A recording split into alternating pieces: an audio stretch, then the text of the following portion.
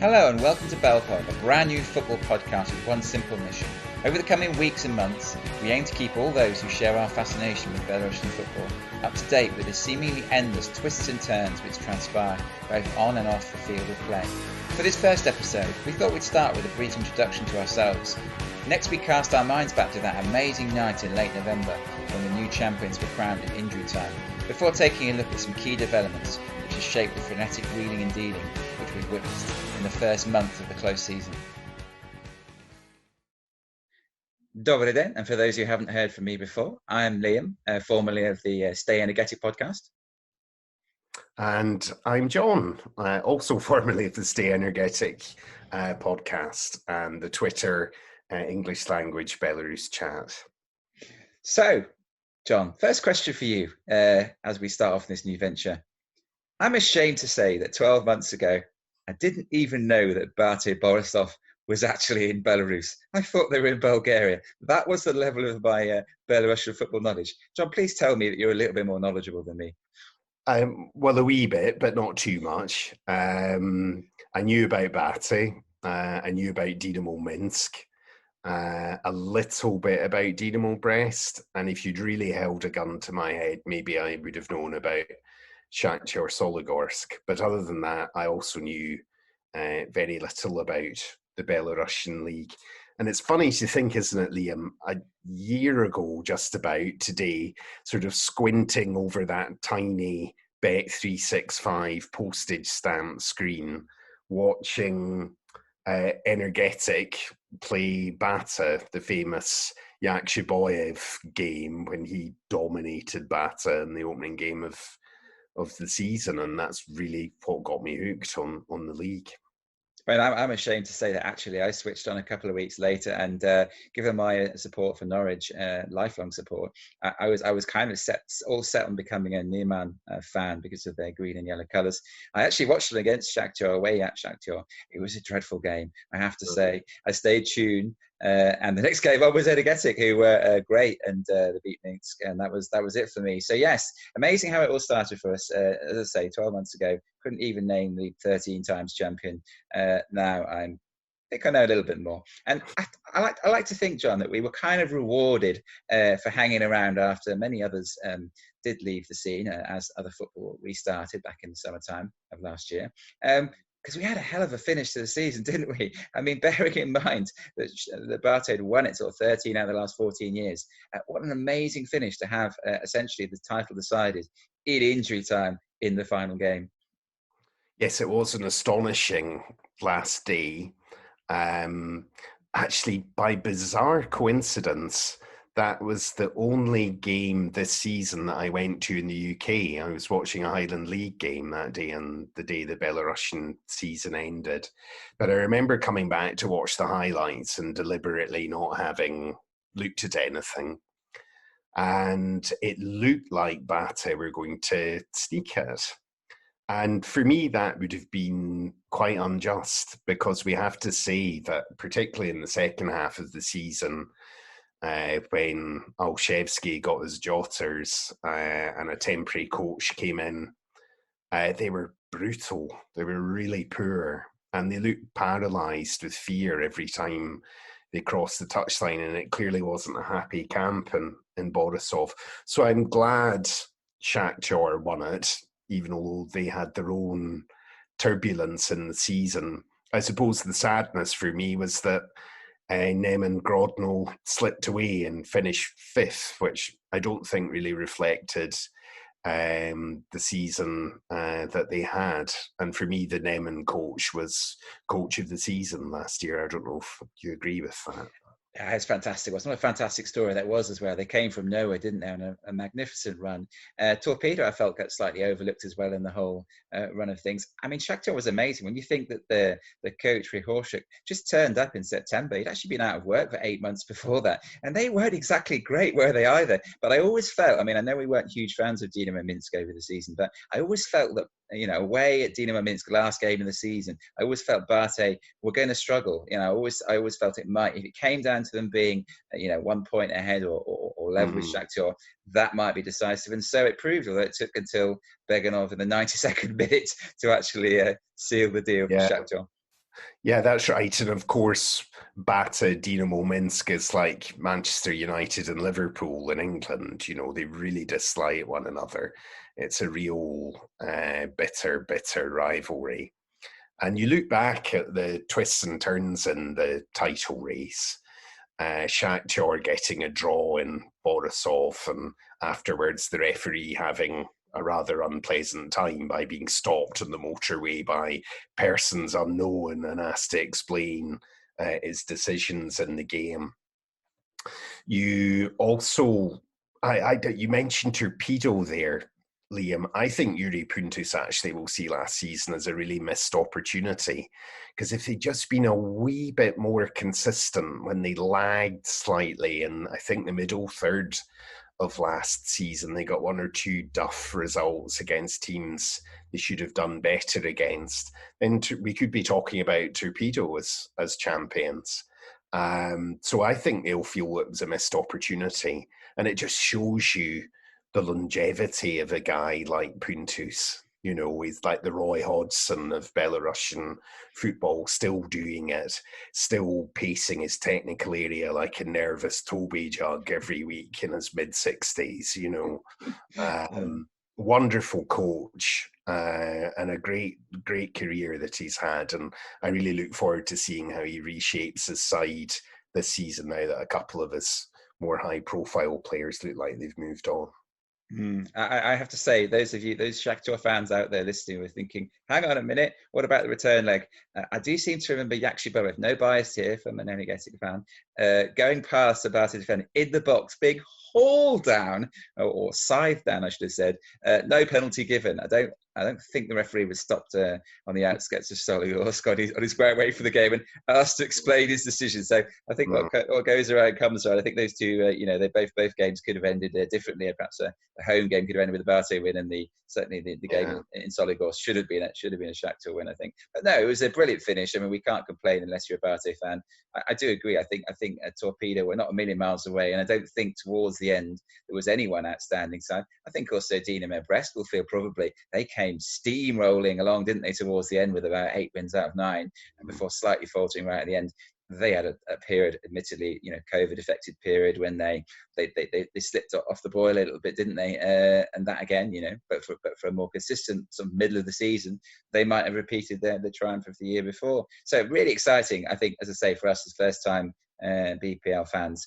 At the other end, perhaps a little bit more clear-cut, although a number of teams in the relegation zone threatened to get out of it, and then unfortunately really reverted to type near the end.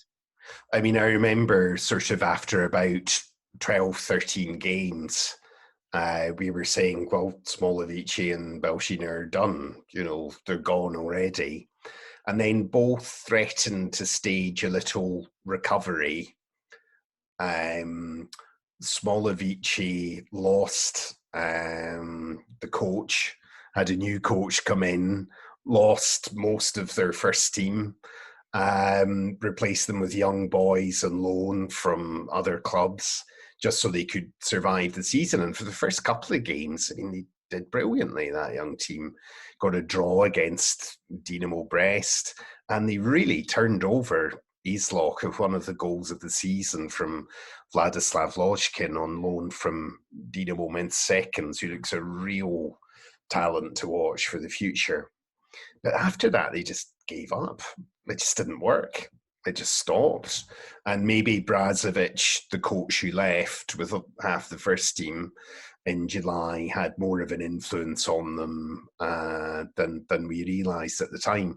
For me, it was Belshina were really disappointing. They really looked like they were getting out the mire. And then, of course, there was the famous game at the Gubbins Village outfit, with 3 goals in injury time, Gorodea winning 2-1. And looking back, that was the result that sunk them, I think, mentally more than anything. And despite the fact they had 1 or 2 really good players, Rekish and Leonid Koval up front, just didn't have enough of a team. And they'll be really disappointed to have gone straight back down. But of course, It's really challenging times for sport in Belarus at the moment, particularly financially. Since the end of the season, of course, Gorodea, who we've just mentioned, have been liquidated. Smolovici, sadly, a few hours before we started recording today, also liquidated and merged with the local amateur team, which is really a shame. And there's a lot of talk that Sputnik Reshica won't ever appear in the top flight either, as their major backer has withdrawn all funding effective from the beginning of this year. So the top league could look quite a mess, actually, this year, and it might only go with 14 teams.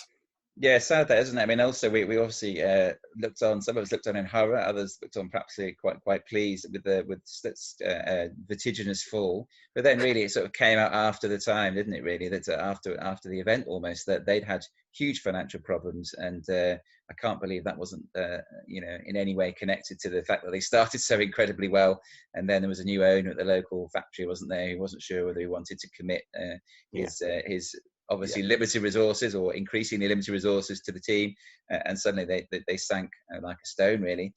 But then, interestingly, I think emphasising what we noticed, I haven't watched much of the second division in Belarus, but when they eventually came up against Krumkachi in that slightly bizarre two-legged indoors behind closed doors in the middle of December, it showed the gulf in class between the two leagues, didn't it, really? I mean, Krumkachi, who'd done a pretty good job in the second division, were completely outclassed, really, in that.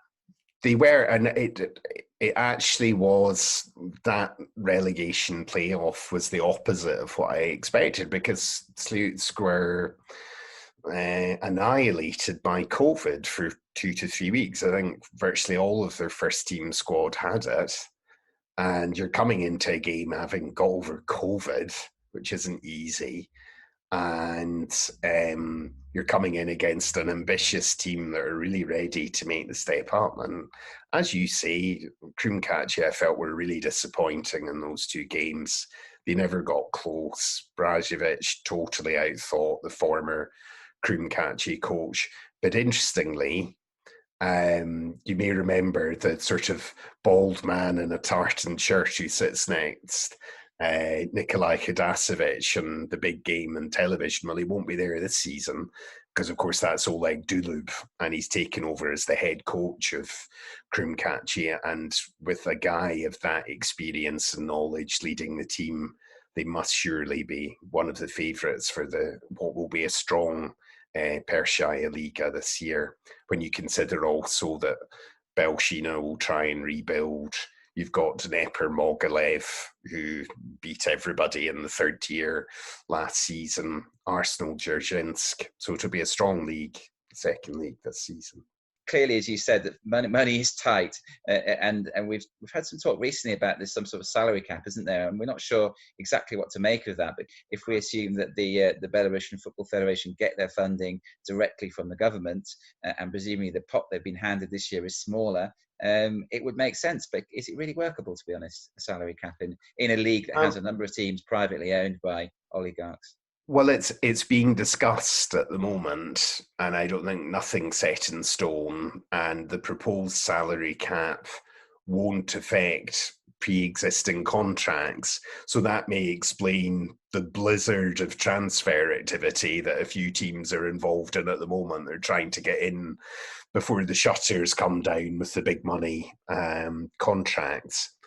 I have to say, I think the Federation have to be seen to be doing something, given the financial crisis in Belarus at the moment. Of course, it's important to explain to people who maybe haven't looked at this so much. Belarusian football club ownership, as you hinted at there, is very, very different.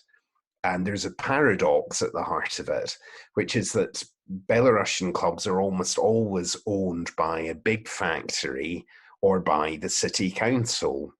And if the big factory hits downtime or a bad spell in their financial circumstances, if the city council begins to lose money, then they cut non-essential things, just as councils and companies do in our context. And of course, football is very vulnerable in that way. So there is a big financial crisis in Belarus because of COVID, because of the awful political situation there as well, the political protests dating from the election last August. And football's going to suffer for that. And this is why I think they need to be seen to be doing something and proposing a salary cap. Now, I think the maximum salary that's being proposed is $5,000 US dollars a week, but that's only payable if you're a current Belarusian international with, who's a regular in the first team. But there's a way around it, and that you can say, okay, your weekly salary is $2,500, but don't worry, we're going to pay you $20,000 a month in private sponsorship for endorsing our product or doing a fun day with factory employees, something like that. So that's the way around it. So I think a lot of the journalists, the Kadaseviches, the Avulins, the Taturs, and a lot of the fans native to Belarus see this as a bit of a joke, to be honest. They don't take it very seriously. We had no experience of the Belarusian close season before because we weren't here this time last year. But I think most of the people expect us to start probably by talking about player movements, but we thought we'd start with the coaches because there's actually some really fascinating developments on that front, hasn't there, really? I think we'll start first of all, although not necessarily the most high-profile ones, with what's happened to FC Minsk. And my question to you, John, is what on earth has happened to FC Minsk? I mean, I really don't get it at all. Well, yeah, someone sprayed some loony gas over FC Minsk Stadium. I think it's really very bizarre. The person to fall for this is Vlad Tatyr in his Telegram channel because he's all over this. And it reads like a really poor sort of short story in a sports book for boys, Basically, as we all know, in the second half of last season, Andrei Razan got moved back to the youth because it just wasn't working with him in charge of the first team. The team had no identity, it had no confidence, it had no playing style. So they bought back club legend Vadim Skripchenko, who Razin played for when FC Minsk won the Belarusian Cup back in 2013. And Skripchenko turned them around. I mean, FC Minsk were in real danger of relegation under Razan. But Skripchenko brought them up to, 8th in the table, something like that. Done a fantastic job. And the season ended, everyone thought, look, Skripchenko is going to be the coach next season and he's going to take FC forward. And according to Vlad Tatyr, this was the case up until mid-December. But it seems like the chairman had his head turned by some Latvian investors who are kind of shadowy figures who are also linked to scouting and player movement, who allegedly are involved in some of the moves at Shakhtar Soligorsk as well. And the Latvians were all ready to come in and they wanted Alexander Sednev, who'd left Rook, to be the new coach at FC Minsk. And it was going around for a couple of days that Sednev was taking the job. Okay, that all the Skripchenko's players were going and Sednev was going to start a new team. And then that went out the window because the Latvians, according to Vlad Tatyr, got cold feet and suddenly didn't want to invest in FC Minsk anymore. So they've brought in this new 60-odd-year-old coach from Russia who last coached Fedor Shcherbachko, who last coached seriously in Kazakhstan 6 years ago, who apparently has been managing an airport team in Moscow since. He won the airport championship in 2016, so he's not without his qualities. And he is going to be the new Minsk coach, but he comes in having had a 6-year gap as a senior manager with a rapidly emptying squad because all of FC Minsk's better young players are being cherry-picked. And he's got a huge job ahead of him if he's going to have the club make any impression this season. And you have to say, from FC Minsk's point of view, it's been a disaster. If they just signed up with Skripchenko, they'd be absolutely fine. But it's been a disastrous few weeks for the club, and you do think that under the current coach, who I don't expect will last the season, under the current coach, they're really going to struggle. Talking of coaches with big jobs ahead of them, Bate Borisov, Vitaly Zhukovsky finally gets his big move to Bate, but there's a fear for me, to be honest, John, that this is not a great time to be coming to Bate Borisov, because expectations, no doubt, are as high as they ever have been, because that's just the way it is, and yet money is incredibly tight, as evidenced by a complete hemorrhaging of their more experienced players. And I have to say, I mean, obviously the only two players I know for a fact they brought in, both from Energetic, I think Nosko will be a great signing, and I think Umarov might be a good signing in due course. But I mean, there's a different ball game here, isn't it? I mean, he's done brilliantly at Isloch. He deserves a chance, obviously, at a bigger club, I suspect. But wow, I mean, I don't think there'll be an awful lot of patience shown him, and I certainly hope there is, because it's not a great time to be taking over, is it? No. Well, it's really interesting you say all that, Liam, because I don't think he would have taken the job if he didn't have a promise of time from the club leadership. I mean, I think he probably said to them, look, you can't expect me to deliver the championship with young boys and with no money. So I think probably he's been brought in for the long term there. I mean, you look at Bata's transfer activity, Filipenko and Stashevich to Shakhtar, Dimitri Baga, who's been there since 2007, over 300 appearances, is off to join the Belarusian colony at FK Liepaja in Latvia. Skavish is apparently away to Krylia Sovetov in the Russian league. Nastic, there's a lot of speculation that he's away to Jagiellonia Białystok in Poland, although that's just rumours. And the replacements are Kirill Zinovic, a young boy, 17-year-old from FC, Daniel Nechayev, who starred in inverted commas at Belshina last season, and Semyon Lazarchik, who moves with him from East Lodge. So that tells the story in itself. He's bringing in kids, and he's got to be given time. I think the Bata public just have to accept for a couple of years it's going to be a rebuild, and that Zhukovsky, if we're being fair, would be judged maybe the middle of the 2023 season as to whether it's working or not. But it's tough times ahead for them. And, I think jokingly, someone on Twitter was talking about the Souness years at Bata ahead of them. But I think that's unfair to Vitaly Leonidovich. I think he's a really good coach, but he needs to be given time. And I hope that the Borisov management is sensible enough to give him that time, really. I don't expect Bata to be in the top six this season. Right, I think they'll be mid-table at best. Interesting call. I mean, I think obviously as well, interesting that obviously Zhukovsky comes with a record of having worked really well with youth at Isloch. And interestingly, his replacement at Isloch, Radkov, is somebody who we know well. We tend to, I didn't really recognise who he was for a while, but when he kept appearing on my screen every weekend with his white cap as one of the many sort of people involved vaguely with Energetic, we started to realise he's actually quite an important part of the Energetic setup that Belyavsky tended to never be seen, and Radkov was always there. In keeping with what sometimes happens to us in Belarusian football in terms of tracking what's going on, apparently left for Bate in October. I had no knowledge of that whatsoever. It completely passed me by.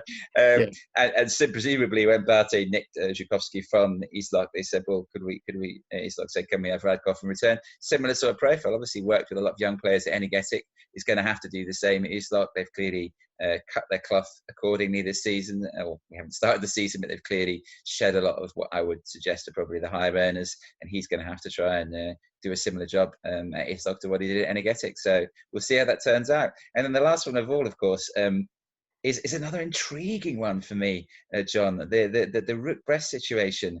Or should we call them the team formerly known as Dynamo Brest, bringing in Alshevsky from Bate. Now, I think the most interesting thing about that is that Alszewski, the talk was about it, that it was the older players that didn't really like him, wasn't it? And I think that works. I mean, Rook obviously were seemed to be trying to follow a model of young players. They certainly did last year, so that would work for Alszewski. But then they drafted a load of sort of 28, 30-year-old experienced players, Aren't we going to have the same problem again here, John? Aren't these same players going to feel that Alszewski is not really good enough to be coaching their wondrous skills? I don't think anyone will think that. I think he was in a very different position at Bata in that he was a company man brought in to ensure continuity after it didn't work out for Alexei Baga as manager there in 2019. And of course, it didn't work out for Alszewski either. I mean, he won the Belarusian Cup, so he wasn't exactly a total failure. But clearly, as the season went on, it just got worse and worse for Bata. They had a poor start, then they really motored through the gears. And I remember in April, May, they were winning all the time. I remember a really commanding win that they had down at Dynamo Brest. And you thought then that, well, this is the old Bata back now, and Alszewski's settled down, and this is going to be another Bata season. But the wheels really came off. I mean, that performance, which we enjoyed so much cheering for Energetic, they were appalling. They had bad luck, but you knew that wasn't a happy team. And oddly, going back to Artem Radkov, that was virtually his last game for Energetic, I think. I think when I think he left Energetic after the 8-1 defeat to Rook, because he was in charge that day because Vladimir Bolyavsky was away in some family business or something. Alszewski, I think, should do well at Rook, but again, he needs to be given time. It's a completely new club. It's actually Dynamo Brest in a green shirt, more or less, with some of Rook's better young players from last season, and mystifyingly, the boy Pavlyuchenko in goal. I'll never understand why they signed him and got rid of Stepanov. It's just deranged, a deranged call as far as I can see. So I think he needs to be given time, and the worry for Alszewski is Mr. Zaitsev, the chairman, is known to have a very short fuse and not a lot of patience. When Dynamo Brest won the league in 2019, they lost one game all season, and he was straight on the phone to the Czech head coach after the game, roaring in his ear. This was one game they lost all season. They won the league at a canter. So he doesn't have that patience. So Alszewski's under pressure to deliver pretty quickly, I think. And long term, apparently, according to all the journalists and the portals, the aim is to turn Rook into a Belarusian Ajax, developing young talent and selling them on for money to the bigger European teams. But as you know, Liam, that market's pretty crowded in our league. We've got Izloch doing that under Artem Radkov, who's much more experienced at churning out. You've seen Vladimir Bolyavsky and Anatoly Yurovich and how they develop young players. You've got Energetic, whose whole reason for existing is to develop young players. So it's a crowded market. And I don't know. It could work really well. It could be a great Belarusian export success story if Zaitsev is willing to give it time. But it's a hard one to call. So some intriguing changes there, some intriguing developments over the last 3 or 4 weeks. That's certainly in terms of the coaching staff. We've mentioned several of the players. We've kind of given the game away a bit here, haven't we, about some of the players that have moved? We're a bit too thorough in our discussion of the squads that these new coaches will be inheriting. But I mean, the one thing that stands out for me we haven't mentioned yet is Shakhtar about to spend 300,000, or apparently have spent 300,000 euros on Ezi Okeui. Now, I found that what I found most extraordinary about this, John, is that round about the time that they were looking for a striker, when Lisakovic went off to Russia, Momo Yansani was being linked. And now I know Momo Yansani's career trajectory is a bit bizarre, and he seems to have disappeared off to Black Stars and Mali, but never played for them. But I can't quite understand why, if they want to come in for a forward again at this stage of the season, before the season starts, remember Yansani, he's got a track record in the division. He knows the territory. He's great. I think and as I understood it, one of the reasons why they didn't sign him was because Yakshiboev rolled up, or Yakshiboev's agents rolled up and said you can have him for next to nothing, and he'll score goals as well. If they really spent 300,000 euros on a striker, which is an enormous sum of money, especially in the context of what we're talking about at the moment in terms of clubs being skint, basically most of them. Why have they not gone back for him? Why have they gone for this guy who he may be great, but it seems a big risk to me. It's a puzzling club to me, and I think without understanding Russian, Belarusian, and knowing something of business practices in Belarus, I think you probably have to know these things before you can fully understand what's going on at the club. It's always been a very political club. It's always been a club where managers haven't lasted terribly long and have left in murky circumstances, like poor Yuri Vernadub, who built a great team and then got fired halfway through the season for not too clear reasons. Obviously, Grigorchuk's come in, as you said at the beginning of the programme, but it's really scattergun. I mean, let's look at the players they brought in. One of their better signings is one of their less high-profile ones.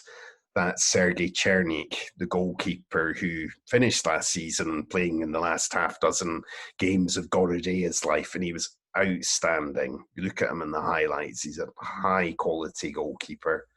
And I think he's going to push Gutor all the way. My personal view is that Gutor's quite overrated. He never has much to do, and he often makes a meal of quite simple tasks. And I think there's a reason that they're beginning to toy with Hatkiewicz for the national team as opposed to Gutor. But looking at their other signings, I mean, Filipenko, Stashevic, the boy Valon Ahmedi from the league in North Macedonia, they're meant to be signing another African striker from Shkupi in North Macedonia. The North Macedonian league is really quite poor quality. It's way below the Belarusian league standard. Pavel Shafranko, once of Dundee United, the Slovakian striker's apparently going there. They've signed Vincent Easy, as you've said, from Čukarički in Serbia. You know, how many players do you need? You know, it's like the old Blackburn Rovers strategy when Jack Walker was the chairman. They just signed everybody, even if they weren't going to play, so they couldn't play for the other team and cause them problems. You know, it's really interesting that I was thinking that. I know I was thinking about a lot to the signing of Lentini back in the day by AC Milan, and everyone going, "Why on earth have AC Milan signed Lentini?" And it was just because they could, and to stop other clubs getting it. And you kind of feel with Shakhtar at the moment, especially with Barty seemingly in decline, I kind of feel like Shakhtar is almost a statement. Spending 300,000 euros. Apparently, the miners are not very happy about the 300,000 euros that have been spent. But you know, the potash money isn't running out yet. So fair enough. But yeah, it almost feels like with this, as you say, almost stockpiling. You know, the money that's being involved. I mean, again, Franco possibly €500,000. I mean, that is enormous money, isn't it? And on the back of spending €500,000 last summer as well on Ivanovic, you know, it's quite extraordinary that they would be looking at this as a kind of. I'm not sure they need to, and I'm not sure there's an awful lot of logic to what they're doing. And then alongside that, players like Zabalim, which from Neman, who's okay, but he's a squad player to me. I can't see him. I can't see him pushing. Troubling the first team too. Well, no, I can't see him pushing Yuri Kendish for a place in central midfield. Can you? So no, it's a very strange one. But yeah, there's certainly money to spend. They certainly seem determined to spend it, and they may even last year. I mean, they didn't, as you say, they didn't convince towards the end, but they still won the league. I think they're thinking this could be the start of a little bit of a domination here. We could, if we say the right things. I'm just not sure they're spending the money exactly in the right places. For what they're getting for the money. But time will tell, I suppose. Maybe this guy will come in and score 20 goals, and we'll be left with eggs on our face. But it's strange. Yeah, I think what we're looking at, Liam, is a period of dominance for Shakhtar, all things being equal. But if behind the scenes politics derails them once again, or this expensively assembled Harlem Globetrotter type squad doesn't work, too many egos in the dressing room and not enough game time for a lot of them, then Dynamo Minsk will clean up, because Leonid Kuchuk is building a very strong squad very quietly. He's not shouting from the rooftops about how much money they're spending. He's just putting together a nice squad. It's a bit imbalanced. He needs to offload a few, and I'm sure he'll do that pretty ruthlessly. But they've signed a lot of experience. Anton Putilo back from Turkey. Alexander Selyeva, who they've taken from Shakhtar. That's bizarre for me that you would sell an important player to a direct rival for the title, which backs up your point that there's no real strategy in what Shakhtar are doing. Of course, they've signed Hatkovic from Izloch. He went before Jukovsky. That was one of the earliest signings of the close season. So they're bringing in some good players. They're apparently interested in Dusan Bakic. They're bringing back Dominic Dinga on loan. Whether you think that's a good thing or not, I'm not sure. They were also sniffing around Savitsky and Laptev. Laptev, of course, now is back at Rook, and they think Savitsky's move to Rook will be announced in the next couple of days. So they've missed out there. But I like the way that it's so often that the verb like and Leonid Kuchuk appear in the same sentence. But I like the way he's gone about his business, and I think they're going to be a very strong team this year. I just hope they're a bit more exciting to watch, than they were last year. They were deathly dull last year. To be fair, though, I think he shored up the defence first of all, didn't he? He got that sorted, and he made them organised. It's difficult to beat. Now, I think adding both Bykov and Kislyak is interesting. I think that you feel he's almost thinking, right, defence is sorted, got myself in a cracking keeper. Now let's start to look at the more creative side of things, and hopefully with more creative players. For me, the one surprise to me, and we don't know again about the politics and obviously how much Laptev is at the behest of Mr. Zaitsev, but to me, I would have moved heaven and earth to get Laptev to Dinamo Minsk. I really think that was something that they had to get done, because they've got Vysheyshaya, haven't they? But they need, if he wants to play one up front, that's fine. But he needs two really decent front men, and maybe he needs to alternate them or whatever. However he works it, he needs that. We've got, as you mentioned Voshkin, the young lad who did well initially at Smolovici, maybe in due course. But there's that's for me. We want them to be more entertaining, but there's still, to me, they brought in a couple of creative midfielders from Dinamo Brest, who are losing everybody. But ultimately, that's my big question mark with them. They don't have many goals in the locker. That's the last piece in the jigsaw for him. Is a reliable centre forward. Why doesn't he go for Yakshiboyev? He's got the money, and Yakshiboyev loved living in Minsk, apparently. He never left Minsk. He just went to Soligorsk for training and to play, and then he went home. So he never fitted into the squad and down there in the second part of last season. I would run with Loshkin if I was like, right, you're a top young player. Are you up to this? And give him the first couple of games and see how he does. Because for me, Shikavka is a flat track bully. He scores penalties and he doesn't look likely otherwise. You've got Vladislav Klimovic. He's a good player. I like him. But Klimovic needs someone to work with. And Shikavka, sorry, for me, is a bit of a wooden plank up there. He's immobile. He doesn't have the vision, the spark about him to make something happen. So this is a problem for Kuchuk, but I'm sure he'll solve it. He's got great resources. He knows players around the whole post-Soviet world, so I'm sure he's got someone in mind to bring in. Yeah, I think they are probably going to, I think, as you say, Shakhtar, we would expect them to be, we can't say, obviously the season hasn't even started, we wouldn't expect them to repeat their triumph, but I think they've got to be hot favourites to do so, and I think Dinamo Minsk to be their main challengers, really, and it will be really interesting to see if the Rook experiment works. It isn't quite such an experiment, isn't there? They've nicked all of Dinamo Brest players, but it does beg the question, what on earth is going to happen to Dinamo Brest? How on earth can a team win the league, play in the Champions League the following year, and then seemingly everybody's gone? Everybody's left. Yeah. Well, Mr. Zaitsev was making noises all last season that he was interested in building up Ruch. And at the time, we thought, well, he's just going to put a bit more money at them and continue controlling Dinamo. But actually, what's transpired is that no one expected him to hollow out Dinamo and abandon them. like a worn out old toy, but that's exactly what he's done. And Dinamo are now run by the city council, and it depends what sort of budget they're able to provide Kowalczyk with. If you're in his position, you'll be like, what on earth is going on here? He's probably expecting the tea lady to come in and say that she's away to Rook, Indeed. And it's a difficulty. The local council have to register the club, get it all done with UEFA, this change of ownership.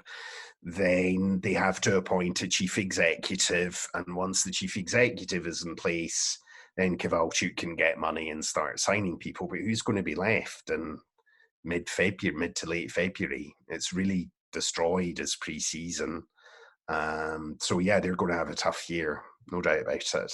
It's an interesting one as well, isn't it? Because of the fact that you think there's been also some talk, which has kind of gone quiet in the last few days, but this talk of Rook relocating down the road. And I wonder whether, I mean, it's always seemed quite strange to me. Rook, we've always felt pretty much devoid of fans. They've always had a very small fan base, haven't they?